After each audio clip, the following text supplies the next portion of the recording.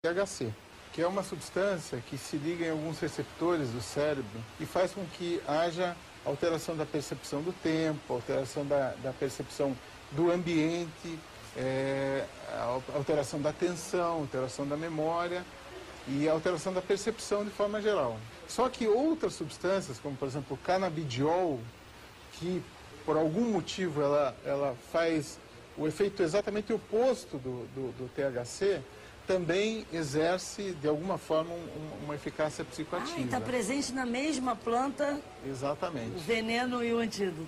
Mais ou menos isso, quer dizer. Um estudo que foi conduzido na África do Sul mostrou que naquela região da África do Sul, as amostras da cannabis, elas não continham essa outra substância chamada canabidiol. Que apazigua isso, que acalma. Exatamente, ou seja, as pessoas naquela região tinham muitos sintomas psicóticos, muito fortes. E no Brasil? No Brasil, ela apresenta uma quantidade um pouco maior de canabidiol, que é essa outra substância, que parece que evita com que haja esses efeitos tão intensos como visto em outros países. Uma pessoa, por exemplo, que tinha uma latência ou uma propensão a ter uma psicopatia grave, ela pode, pelo uso da cannabis, despertar aquilo e depois ela apresentar aqueles sintomas independente dela ter fumado ou não? O uso não medicinal da cannabis em pessoas que têm história familiar ou que tenham tido transtornos psiquiátricos é altamente desaconselhado.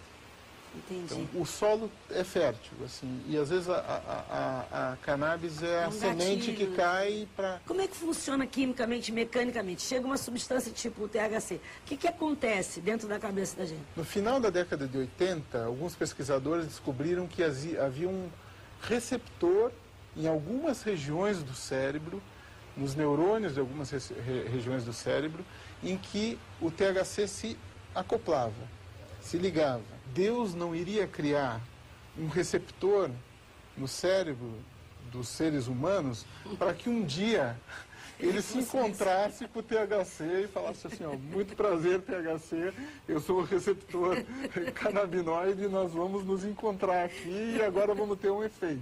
A grande novidade no começo da década de 90 foi de que o nosso cérebro produzisse uma maconha endógena.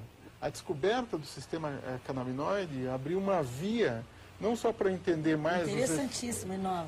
Exatamente, não só para entender os efeitos adversos do uso da cannabis, entender os efeitos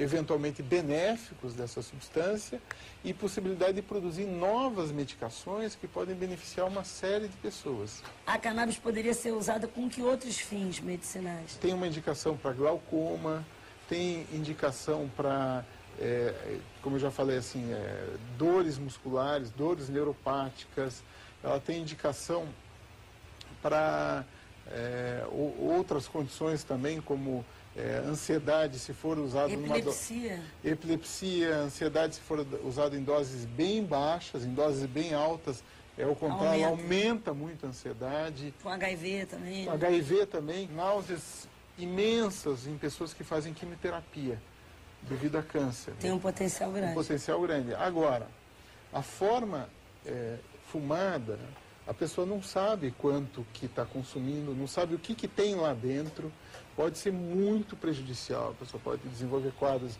de psicose, de ansiedades extremas.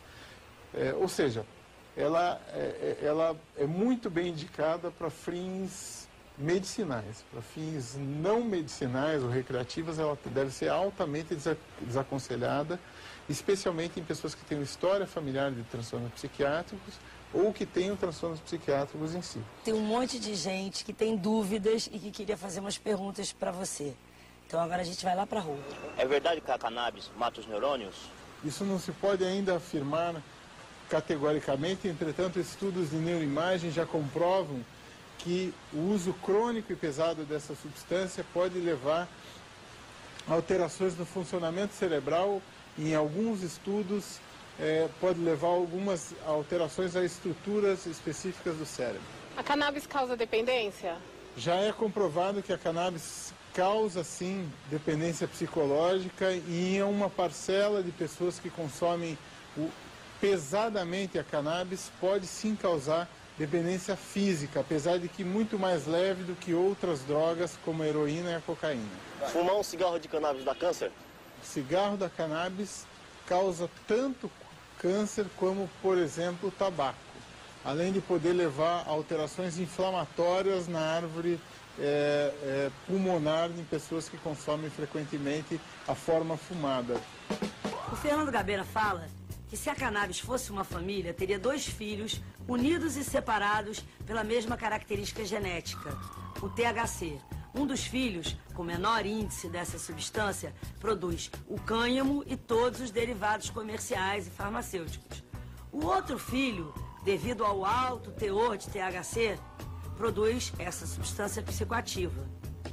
Na maioria dos países, a plantação do cânhamo é proibida. É um irmão pagando pelo outro. No ano 2000, cientistas da Califórnia concluíram que a cannabis provoca câncer, enquanto cientistas ingleses afirmaram que a cannabis pode curar o câncer. Nas primeiras décadas do século XX, a cannabis era responsável por comportamentos agressivos e perigosos. Em meados do mesmo século, a cannabis passou a representar apatia, desânimo. Muitos dizem que a cannabis diminui a libido. Na Índia, ela é considerada afrodisíaca. Se existe uma coisa que a gente pode afirmar sobre a cannabis, é que não existe consenso sobre ela. Em 10.000 anos de convivência com o homem, ela foi tão amada quanto odiada, tão cultivada quanto destruída.